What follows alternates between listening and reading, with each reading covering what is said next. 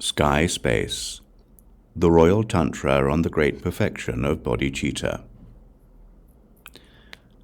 They attribute there to be an object that they will find through their travels. Some use the path of the practice of purity and hold to the way of gradually being high or low. They travel all their lives and attribute this to be the way for those who desire to win. Yogins who are like me are one, but we use the differences there are in being two to travel. This is something to which indefinite hybrid beings attribute the realization of their own rewards. They use the way of gradual acceptance and rejection to bless their 9 branches and their families. They use the differences in the clarity of their visions of the gods. They make attributions using the way of our desire for certainty. Some generate gradually. They do a 3-fold generation.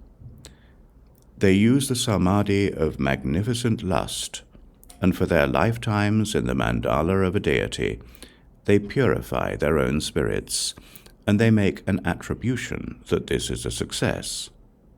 Some use their dominion and their wisdom, a samadhi in which cause and result are both light, a true mandala of light beyond reckoning. They make the attribution that there is success through meditation. This is an attribution. Their ideas are a complete fantasy. Knowledge of samsara is low class. The light of our awareness of wisdom fails. At the end of samsara, we are tied into a knot. We lose our awareness of freedom and our stability. An awareness of wisdom is something special. Like the end of the sky, it pervades all things. It abides in an equality with the bodhicitta.